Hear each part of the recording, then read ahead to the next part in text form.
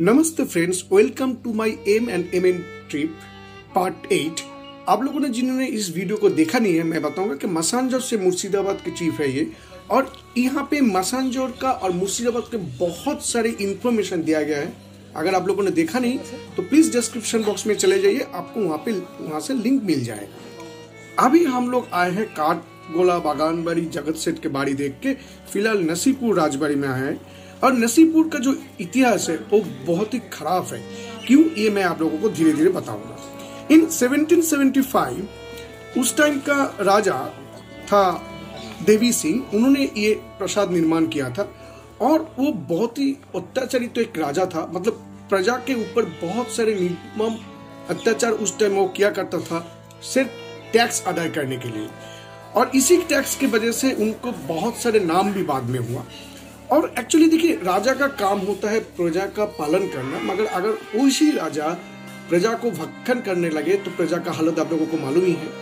यहाँ पे पहली बार जब हम लोग आए थे तो सिर्फ 10 रुपए लिया गया था और इसी एरिया में अब तक आपको एंट्री दिया जा सकता था। बाद में अभी हम लोग जब आए, अभी देखे हैं कि बहुत सारी रिस्टोरेशन की काम चल रहा है। ये एक बहुत बढ़िया बात है, क्योंकि हिस्ट्री जितना भी खराब हो या अच्छा हो उसको प्रिजर्व करके रखना चाहिए। और यहाँ पे दो बड़ा बड़ा मंदिर है, उससे एक मंदिर तो यही है, ये एक्चुअली भगवान श्री राम का मंदिर है और ये एक ही पत्थर के ऊपर खुदाई किया गया है। और इसका नक्शा जो है बहुत अच्छा लगेगा आप अगर अब तक लोग देखेंगे यहाँ पे। तो यहाँ पे पहले भी कुछ सीरियल या सिनेमा का शूटिंग हुआ है, तो अगर आप लोगों को मालूम है तो आप लोग कमेंट सेक्शन में कमेंट करके बता सकते हैं। मेरे को अभी फिलहाल मालूम नहीं है। तो ये है राम मंदिर। यहाँ से कुछ दूर जाने के बाद ही दूसरा एक हरे कृष्ण मंदिर भी आपको मिलेगा। तो फिलहाल हम लोग यहाँ पे देख रहे थे और सोच रहे थे कि एक्चुअली उन्होंने क्या किया था उस टाइम। बहुत अत्याचार किया जाता है उस टाइम प्रजा के ऊपर। अंग्रेज लोगों को शायद मालूम था और नहीं था, मालूम नहीं है। और ये है हरे कृष्ण मंदिर, जिसका 26 चूड़ा बोलते हैं, चूड़ा है। ये भी यहाँ का बहुत बड़ा और फेमस मंदिर है। तो यहाँ से कुछ दूर आने के बाद ही आपको एक घर दिखाई देगा जो दिखने में अद्भुत लगेगा। अगर आप इस घर के अंदर जाएंगे तो आपको यहाँ पे एक सिकल टाइप का दिखाई देगा जो ऊपर से अभी भी टंगा हुआ है। यहाँ पे एक्चुअली उस टाइम फांसी वगैरह दिया जाता था जो लोग टैक्स ठीक ठाक भरपाई नहीं कर पाते थे। और नीचे की तरफ अगर आपको दिखाएंगे, देखिए उस साइड का, ये जो साइड का पत्थर है थोड़ा अलग है, क्योंकि यहाँ पे पहले खुला हुआ था। यहाँ से डायरेक्टली गंगा के जो रिवर है कनेक्टेड था, तो बॉडी को यहाँ से फेंक दिया जाता था और वो जाके गंगा में मिल जाता था। बाद में यहाँ पे एक बार दो बार एक्सीडेंट होने के बाद गवर्नमेंट की तरफ से इसको पूरा ही सील कर दिया गया है। और ये जो राज परिवार का परिसर है बहुत बड़ा है, बहुत क्लीन से रखा गया है। बहुत सारी नोती, उस टाइम का कागज वगैरह प्लेट्स है। फिलहाल उन लोग कोशिश कर रहे हैं इसको म्यूजियम में कन्वर्ट करने के लिए, का काम अभी भी जारी है। और ये एक पुराना रेप्लिका है राज परिवार का, जो कैसे इस बिल्डिंग को निर्माण किया जाता था। मंदिर तो आपको दिखाई दिया है। फिलहाल हम लोग यहाँ पे एक गैलरी है, जो गैलरी पहले नहीं था। मैंने आपको बताया कि पहले 10 रुपए टिकट था और कुछ भी नहीं दिखाई देता था। अभी 30 रुपए में इन लोगों ने म्यूजियम निर्माण कर रहे हैं और वहां पे एंट्री है। नीचे के साइड बहुत सारी पेंटिंग्स वगैरह आपको दिखाई देगा जो उस टाइम का बनाया हुआ है और उन लोग कोशिश कर रहे हैं कि इसको प्रिजर्व करने के लिए। तो ये सारी चीज फिलहाल आप लोग देख पाएंगे और आपको अच्छा भी लगेगा। और यहाँ पे बहुत सारे उस टाइम के जो टैक्स कलेक्शन की जो बात होता था अंग्रेज समय, तो वही था। तो मैं जो बता रहा था कि उस टाइम जो फार्मर्स लोग हैं उन लोगों ने एक बार आंदोलन किया था, उसके वजह से अंग्रेज ने यहाँ पे छापा भी मरवाया था, मगर कुछ नहीं मिला, क्योंकि सभी को मालूम है कुछ नहीं मिलना था यहाँ पे। तो उन लोगों बाइज्जत बारी कर दिया था। सभी को मालूम है कि कुछ नहीं मिलना था, क्योंकि अंग्रेज लोगों को भी फायदा हो रहा था। और उसके बाद भी अंग्रेज गवर्नमेंट ने इनको और भी 2-3 एरिया का राजा बना दिया टैक्स कलेक्शन के लिए। तो सोचिए बात क्या हो रहा है। तो जो भी हो, उसके बाद से ये ठीक ठाक ही चल रहा था। और ये जो सारे पुराना बेसिन वगैरह है, यहाँ से और एक स्टेप आप ऊपर जाएंगे, वहां पे बहुत सारे पुराना कुछ एंटीक चीजें आपको दिखाई देगा, मगर आप वहां पे जाके वीडियोग्राफी और फोटोग्राफी अलाउ नहीं है, तो इसके लिए आपको यहाँ पे आना होगा। और ये लोग भी अभी इसको धीरे धीरे प्रिजर्व कर रहे हैं। शायद कुछ दिन के बाद ये बहुत बढ़िया काम हो जाएगा। तो फिलहाल यहाँ तक का खत्म करके हम लोग अभी निकलेंगे और एक बड़ा ऐतिहासिक स्थान के लिए, जहाँ पे शायद इतिहास कुछ चेंज होने वाला है। देखते रहिए। मिर्जाफर का समाधि के स्थल में आके हम लोगों ने एक गाइड को हायर किया जिन्होंने हमको डिटेल्स में बताएंगे, मगर उन्होंने भी बांग्ला में ही बताएंगे, तो मैं उनकी भाषा सुन के उनके मुंह से जो भी सुनाई देगा कोई भी चेंज नहीं करके आप लोगों को डिटेल्स दे दूंगा। शायद आपको ये अच्छा लगे, इसके लिए पूरा वीडियो देखते रहिए, बहुत कुछ चेंज होने वाला है। इस एरिया का नाम है जाफरागंज, नवाब मिर्जाफर ने रखे थे। उनका नाम था मीर मोहम्मद जाफर खान, उनके नाम से ही इस जगह को जाफरागंज बोल के जाना जाता है। इसके अंदर 1100 के भी ज्यादा कवर है। पूरा ही मिर्जाफर का परिवार का लोग है, बाहर के कोई लोगों के यहाँ पे कवर नहीं दिया जाता है। 1100 नवाब बांग्ला बिहार उड़ीसा का नहीं था। बांग्ला बिहार और उड़ीसा का नवाब जो थे वो थे 18 पर्सन्स। कोई भी हिस्ट्री के बुक में आपको 18 नवाब का ही हिस्ट्री मिलेगा। कुछ नवाब की कवर यहाँ से बाहर की तरफ भी है। मुर्शिद कुली खान, शुजाउद्दीन खान, सरफराज खान, अलीवर्दी खान, उसका बेटी और उसके भाई बहू, सिराजुद्दौला, मीर कासिम और मीरन के भी कवर बाहर की तरफ है।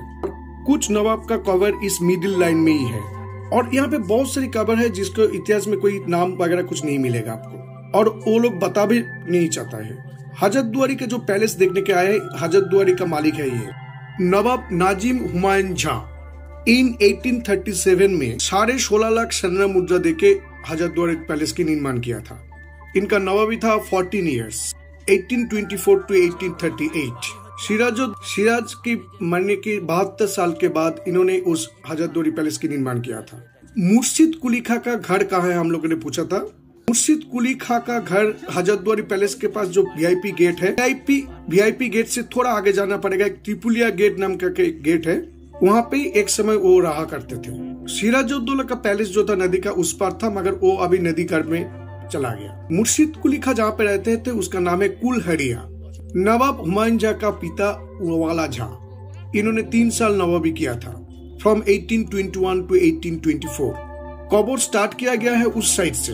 फर्स्ट कबर जो दिखा है उसका ग्रैंड अंकल अली झा, जिन्होंने ये 11 साल राजत्व किया था, फ्रॉम 1810 to 1821।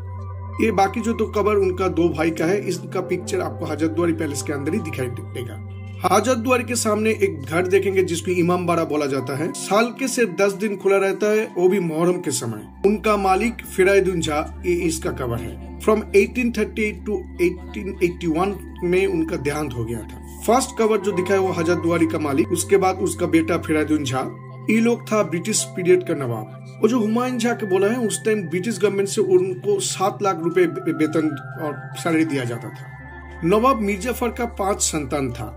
5 संतान से सबसे बड़ा था मीरन का मौत हुआ था बिहार में, राजमहल में। उसको इतना दूर से वहाँ के यहाँ पे लेक तक आ नहीं सके। मीरन को छोड़ के और 4 लड़का का समाधि यहाँ पे है, 1 2 3 4।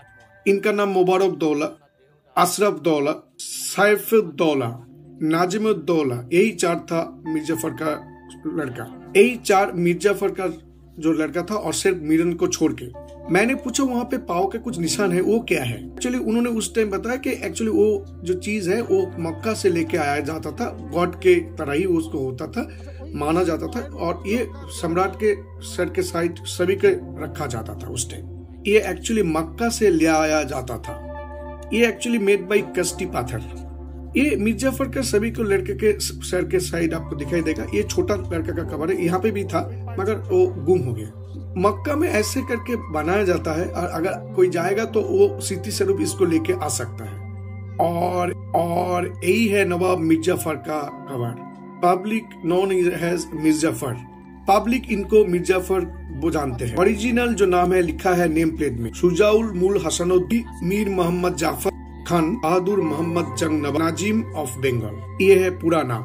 23 जून 1757 में पलासी का जो युद्ध हुआ था वो खत्म हुआ था। इन 1765 नवाब मिर्जाफर का देहांत हो गया था। इन्होंने नवाबी किया था 8 साल, फ्रॉम 1757 to 1765। 17 जनवरी इनका देहांत हुआ था। उनके दोनों साइड उनका दोनों अंकल का है, एक का नाम नजाब खान और एक का नाम नजाबी खान। नवाब मिर्जाफर का 3 वाइफ था। नवाब मिर्जाफर का फर्स्ट वाइफ का कवर यही है। ये एक्चुअली अलीवर्दी खान का खुद का बहन था, तो अलीवर्दी खान का खुद का बहन का जमाई था मिर्जाफर। एक कवर यहाँ पे है और बाकी 2 कवर वहाँ पे है, मैं दिखा रहा हूँ आपको। इनका 2 लड़का था, एक मीरन और एक फतेमा बेगम। फातिमा बेगम का शादी हुआ था मीर कासिम के साथ। मीर कासिम तो यहाँ से चला गया था नवाबी के लिए मुंगेर में, वो वहां पे ही बस गया। और ये है नवाब मीर जाफर का पिता का सैयद हुसैन नजाबी। नजाफी जो साउंड है, नजाफी जो सुन रहे हैं ना, ये नजाब देश का नाम से ही हुआ है। नजाब देश है इराक। तो कबर यहाँ से स्टार्ट हुआ है। यह है नवाब मीर जाफर का बाबा, उनका लड़का मीर जाफर, उनका 2 भाई 2 साइड है। मीर जाफर का 4 लड़का, 5 का तो था, 1 तो नहीं था, बाकी 4 छोड़ के 4 का पर रखा गया है। उसके बाद फरीदुन झा, अली झा, वाला झा, हुमायूं झा। हुमायूं झा इनका 5th जनरेशन था। मुस्लिम की रीति के हिसाब से महिला को अगर बाहर निकलना होता है तो बोरखे में के अंदर निकलना होता है। इसके वजह से जो भी महिला का कबर देखेंगे वो घिरा हुआ ही देखेंगे। उस समय डाक पियन के कोई बंदोबस्त नहीं था। नवाब मीर जाफर का बड़ा बेटा मिरन एक बाजपाखी और पायरा पेट करते थे, चिट्ठी देने के और लेने के लिए। बाजपाखी और पायरा दोनों का कबर स्थल यही है। और इसका जो तस्वीर आपको हजरतद्वारी म्यूजियम के अंदर देखने को मिलेगा। वहाँ पे जो 5 लोग बाउंड्री देख रहे, पूरा ही घिरा हुआ है। यहाँ 1100 कबर हम लोग बोलते हैं, मगर उससे भी बहुत ज्यादा कबर यहाँ पे है। नवाब मीर जाफर का जो डायनेस्टी है वो अभी लोग जिंदा है, और उनका कहीं भी अगर किसी को मौत होता है तो यहाँ पे लेके आके ही उसका कबर दिया जाता है। हजरतद्वारी के पीछे जितना भी घर दिखाई देगा, कलकत्ता में भी कुछ रिलेटिव्स रहते हैं उनका। बाहर की कोई लोगों की कबर यहाँ पे नहीं होता है। और हमने पूछा इसके अंदर, यहाँ पे उन्होंने बोला कि इसके अंदर सब महिला का, जो लेडीज लोगों का कबर इसके अंदर ही है, मतलब बेगम का कबर है यहाँ पे। मैंने बोला थोड़ा अंदर की तरफ आप लोगों को भी दिखा देते हैं, बोल के थोड़ा अंदर की तरफ आगे आप लोगों को दिखाने के लिए।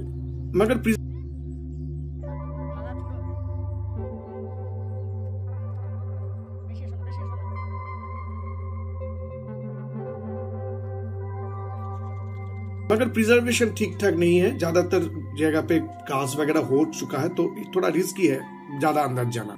नवाब मीर जाफर ने 21 जून में नमाज पढ़ा था मस्जिद में। उसके बाद 22 जून को 1500 सैनिक वार करने के लिए गया था। उनका जो अंकल था उन्होंने नवाबी नहीं किया था। एक बात बताऊंगा आपका, अगर नवाब मीर जाफर का गद्दी का इतना लोभ था तो सिराज के मौत के बाद ही तुरंत वो बैठ जाते थे। अगर पलासी की युद्ध खत्म होने के बाद 6 दिन उस गद्दी में कोई नहीं बैठा। अभी वो गद्दी जब खाली था तब जगत से राय दुर्लभ, नंद कुमार, उसके बाद यार लतीफ, कृष्णकांत, उसके बाद राजबल्लभ, ये लोग नवाब मीर जाफर को 29 जून में उस गद्दी के ऊपर बैठाया था। ऑलमोस्ट जोर जबरदस्ती करके उनको बैठाया गया था कि आप इस गद्दी में बैठिए।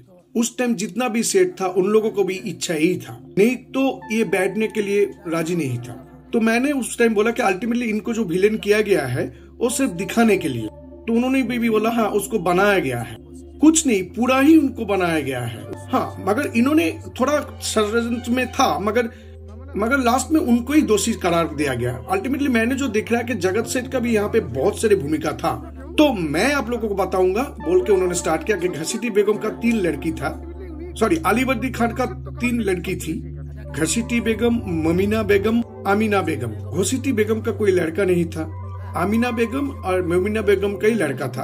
आमीना बेगम का लड़का था सिराज, मोमिना बेगम का 2 लड़का था, इकरमुद्दौला और शौकत जंग। इकरमुद्दौला को घसीटी बेगम ने गोद लिया था। मगर नवाब मीर जाफर को बहुत प्यार करते थे अलीवर्दी खान। मीर जाफर बहुत ही ईमानदार और अच्छा जानकारी देने वाला लोग था। अलीवर्दी खान का मरने के समय, मेरा ग्रैंडसन जब सबालक होगा तो तुम मेरे सिराज को उस गद्दी में बैठाओगे। तब मीर जाफर ने बोला था कि आप जो बोल के गए हैं मैं वही करूंगा। उसके बाद जब अलीवर्दी खान का देहांत हो गया तब उस गोदी में कौन बैठेगा इसको लेके लड़ाई हो रहा था। घसीटी बेगम उस टाइम बोला था कि मैं इकरामुद्दौला को यहाँ पे बैठाऊंगा। नवाब मीर जाफर उस टाइम बोला कि नहीं, आप सिराजुद्दौला को बैठाना होगा। घसीटी बेगम इनके बात नहीं सुन के सीधा दिल्ली चला गया। तो जब वो दिल्ली गए, मगर वहां से बोला गया है कि आप वहां पे जाइए, मीर जाफर जैसे बोल रहे हैं आप ऐसे ही कीजिए। उसके बाद घसीटी बेगम वहां से लौट के आ गया। उसके बाद 1756 सिराज के हाथ पकड़ के मीर जाफर ने उसके गद्दी में बैठाया था। बैठा के उन्होंने ऐलान किया कि आज से बांग्ला बिहार उड़ीसा का नवाब है सिराजुद्दौला, और वो भी मीर जाफर ने ही किया था। अगर मीर जाफर का उस टाइम हेल्प नहीं होता तो सिराजुद्दौला कभी भी नवाब नहीं हो सकता था। और सिराज राजा हो, ये उस टाइम कोई भी यहाँ का राजा वगैरह जो था और सेठ वगैरह जो था किसी को पसंद नहीं था। एकमात्र मीर जाफर के बाद से ये उनको बैठाया गया। सिराज का मेन जो स्टोरी था वो क्या था, सिराज जब 1756 में गद्दी में बैठा, 1756 में बैठने के बाद ही एक उड़ीसा में एक वार हुआ था पूर्णिया में, तो वहां पे इकरामुद्दौला और शौकत जंग था। उस टाइम मेन सेनापति था मोहनलाल। तो उस जंग में शौकत जंग और इकरामुद्दौला का मौत हो गया था। उन दोनों का मौत के बाद सिराज लौट के चला आया बांग्ला की तरफ। आने के तुरंत बाद उन्होंने जगत सेठ के घर में गए थे। जगत सेठ को रिक्वेस्ट किया कि 2 करोड़ रुपए देने के लिए उस टाइम, मगर जगत सेठ वो देने को राजी नहीं था। तो जगत सेठ को पीट के उन्होंने दरबार के अंदर बंद कर दिया था। तब नवाब मीर जाफर ने सिराज को बोला था कि इसको जल्दी रिहा कर दो, सेठ के साथ ऐसे किया नहीं जाता है। मीर जाफर ने ये बात बोला तो सिराज ने मीर जाफर के घर को अटैक कर दिया। सिराज का जो सेना था इस घर में जहाँ पे वो लोग रहते थे, मीर जाफर उस टाइम कमान फमान बैठा के मीर जाफर को घर को उड़ान देने की कोशिश कर रहे थे। तब मीर जाफर टेंशन में आ गया क्योंकि घर में बहुत सारे फैमिली मेंबर है। तब मिरन यहाँ पे नहीं था, मिरन उस टाइम बिहार में था। परिवार लेके मीर जाफर तो बहुत टेंशन में आ गया। उस टाइम मीर जाफर सेनापति था, तो इनका जो सेना था जब उन लोगों को ये सुनाई दिया जो नवाब मीर जाफर को ये लोग बंदी करके रखे हैं, उस टाइम नवाब मीर जाफर का जो सेना था वो सब लोग दौड़ के यहाँ पे आया उसके रेस्क्यू के लिए। वो लोग आने के बाद सिराज का जितना भी सैन्य था सबको भगा दिया यहाँ से। उसके बाद मीर जाफर को रिहा किया गया। तब जब जगत सेठ को छोड़ा गया तब जगत सेठ ने बोला था कि मैं इसका बदला एक दिन न एक दिन लूंगा। एक्चुअली जगत सेठ को उस भरा महफिल में भी थप्पड़ भी मारा गया था, जिसके लिए वो बहुत क्रोधित हो गया था। जगत सेठ को थप्पड़ मार के आने के बाद और भी एक गलती कर बैठा सिराजुद्दौला। रायदुल्ला बोल के जो था वो एक समय अलीवर्दी के समय प्रधानमंत्री था उस वहां पे, उनको भी पद से हटाया दिया। उसको हटा के मोहनलाल को प्रधान सेनापति के काम में नियुक्त किया गया। सिराज को हराने के लिए जो मेन और एक था, उनका ससुर उनको भी ज्यादा विपक्ष में था, अंग्रेज खां। सिराज के पहले भी एक बीबी था, लुत्फुन्निसा से भी पहले। उनका पहले स्त्री का नाम था अमदुल्ला निशा बेगम। अमदुल्ला निशा बेगम जब देखा जो लुत्फुन्निसा को उन्होंने खुद के हराम में ले लिया, तब अमदुल्ला निशा राग के बैस में आके उसके खुद के पापा के घर में चला गया। तो वो जाके उसके पापा को पूरा डिटेल्स में बताया कि ऐसे ऐसे करके और एक शादी किया। अमदुल्ला निशा का जो पिता था वो सिराज का सेना था। तो अब लोग सोचिए, अगर कोई लड़की जाके खुद के पापा को उसके दुख बयां करता है तो पापा को कैसा लगता है। तो उसके बाद ही उन्होंने भी ब्रिटिश के साथ हाथ मिलाया था। मैंने पूछा मगर उनका कोई नाम नहीं दिखाई देता था। उन्होंने बताया हाँ वही तो सच है, उनका नाम था अंग्रेज खां। जाफर का थ्री वाइफ था, पहले तो बता दिखा। जाफर का थ्री वाइफ था, पहले तो बता दिखा। दूसरा बाबू बेगम और तीसरा मुन्नी बेगम। एक्चुअली मुन्नी बेगम जो था एक्चुअली वो एक बाई था उस समय। उनको शादी करने के बाद नवाब मीर जाफर ने उनका टाइटल दिया मुन्नी बेगम। उसके बाद से वो पर्दा नशीन हो गया। इन्होंने ब्रिटिश गवर्नमेंट को 90 लाख रुपए देके एक स्कूल और एक चांदनी चौक बोल के एक बाजार निर्माण किया था उस टाइम। उस परिवार के जो भी बच्चे अभी पढ़ने जाते हैं वहाँ पे फ्री में अभी उन लोगों को पढ़ाई होता है।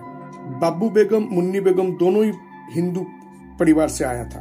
अप्रैल महीना के 1812 में इनका देहांत हो गया था। तो मैंने पूछा उनको कि अभी मीर जाफर का घर वाला जो है वो लोग तो अभी भी है, वो लोग ज्यादातर लोगों के सामने आना नहीं चाहते कि लोगों को तो पूरा डिटेल्स मालूम नहीं होते, गाली गलौज वगैरह सब शुरू कर देते हैं। तो उन्होंने बोला नहीं ऐसा बात नहीं है, अगर आप उन लोगों के साथ बात करना चाहते हैं तो आप लोग बताइएगा, तो हम लोग डेफिनेटली कोशिश करेंगे कि उनके साथ आपको बैठा के बात करने के लिए जितना भी डिटेल्स और कुछ जानना है उन लोगों के पास से आपको मिल जाएगा।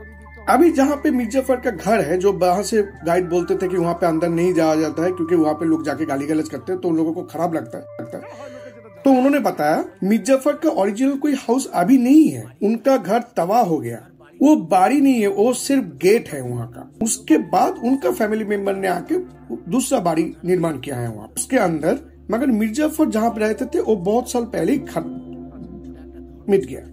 उसके अंदर एक धर्मस्थान है, इसके वजह से वो लोग भी वहाँ पे नहीं रहते थे और किसी पब्लिक को भी अंदर घुसने नहीं दिया जाता है। मैंने उनको फोन नंबर पूछा मगर उन्होंने फोन लेके नहीं आया। मगर आप लोग जब यहाँ पे जाएंगे देखने के लिए डेफिनेटली आपके साथ उनका मुलाकात होगा और बहुत अच्छी तरीके से वो समझाता है आपको। उनका नाम है बिल्लाल हुसैन। इसके बाद यहाँ पे गेट में एक आदमी बैठे हुए थे, उनके साथ बांग्ला में बात हो रहा था, वो हिंदी में भी शायद बोल पाते थे मगर उस टाइम मेरे को याद नहीं रहा। मगर देखिए एक ही बात हिंदी बांग्ला दोनों बार तो ऐसा नहीं हो सकता है। तो मैं उनका जो जिस्ट बात है मैं आप लोगों को वो बता दूं कि एक्चुअली आप लोग अगर मुर्शिदाबाद घूमने के लिए आ रहे हैं, ज्यादातर लोग सोचते हैं कि एक दिन में जाऊंगा, एक दिन में पूरा घूम के आऊंगा, ऐसा नहीं होगा। ठीक ठाक तरीके से अगर देख के सुन के ऐसे करके आपको आना है तो डेफिनेटली 3 नाइट to 4 नाइट्स आपको यहाँ पे रहना है, अगर पूरा जगह आप घूमना चाहते हो ठीक ठाक तरीके से। और उन्होंने जो असली बात बताया कि आप लोग यहाँ पे आएंगे तो आपको जगह जगह पे गाइड मिलेगा, और एक ओरिजिनल गवर्नमेंट के वीडियो के परमिशन से भी यहाँ पे मुर्शिदाबाद के गाइड है, जो लोग ऑलमोस्ट 2700 रुपीज लेके यहाँ पे आपको सब जगह घुमा देगा। और उन्होंने एक बात भी बताया, देखिए मुर्शिदाबाद कभी कभी कुछ गाइड के लिए बदनाम भी है, क्योंकि कुछ गाइड ने आया आपको लेके गया और कुछ सुनसान जगह पे लेके जाके के बाद आपको बोला कि मोबाइल वगैरह जो है दे दीजिए, तो ऐसे करके मुर्शिदाबाद बदनाम हो रहा था। तो उसके वजह से अभी गवर्नमेंट की तरफ से उसका लीगल डॉक्यूमेंट्स लेके गाइड रहता है, जो लोग आपके साथ पूरा दिन रहेगा, जहां जहां जाएंगे आपको घुमाएगा, आपका सिक्योरिटी वगैरह कोई भी दिक्कत होगा तो डेफिनेटली वो लोग आपको हेल्प करेगा। तो इसके वजह से अगर मुर्शिदाबाद जाके आप लोग पूरा घूमने के लिए एक ही गाइड को चूज कर रहे हो ना, तो आप लोग उसके पास के उसका डिटेल्स देख लीजिए और डीएम के लेटर भी होगा वो देख लीजिएगा, नहीं तो क्या होगा आपको कहीं पे भी जाके कोई दिक्कत में पड़ना होगा। और मुर्शिदाबाद का जो भी साइट सीइंग करने की जगह है वहां का रास्ता खराब नहीं है, रास्ता अच्छा है, मगर इसके लिए आपको मैंने पहले भी बताया कि बहुत टाइम लेके आना है। तो फ्रेंड्स फिलहाल ये जो हिस्ट्री है मैं कोशिश किया जितना हो सके आपको दिखाने के लिए, मालूम नहीं है आप लोगों को कैसा लगा, तो आप लोग देख लीजिएगा, अगर अच्छा लगा तो प्लीज लाइक शेयर और सब्सक्राइब कर दीजिएगा। और मैं एक इन्फॉर्मेशन दूंगा, उन्होंने एक गाइड उस टाइम मिला तो उनको साथ बात किया और मैं उस गाइड के इन्फॉर्मेशन दे दूंगा अभी। मेरा नाम है गोपाल दास, और ये जो गाइड था इनका नाम था गोपाल दास, उनका मोबाइल नंबर था 9382391750। तो आप लोग भी उनके साथ कांटेक्ट कर सकते हैं, इनके साथ कांटेक्ट करके भी घूम सकते हैं। लगभग सोचिए कि आपको पूरा घुमा देगा 2700, ऐसा कुछ चार्जेस जो गवर्नमेंट की तरफ से डिसाइड किया गया ऐसा ही है। तो आप लोग ऐसे करके मुर्शिदाबाद घूम सकते हैं। तो चलिए फिलहाल दोस्तों यहाँ पे बहुत बड़ा हो गया, नेक्स्ट वीडियो में और भी कुछ मुर्शिदाबाद का ओरिजिनल हजरतद्वारी की 1000 बातें आप लोगों को बताऊंगा जो अभी तक शायद किसी ने नहीं बताया। तो चलिए आज के लिए विदा लेते हैं। Thank you for watching my video. सब लोग सुस्त रहिए, अच्छा रहिए, मास्क यूज कीजिए।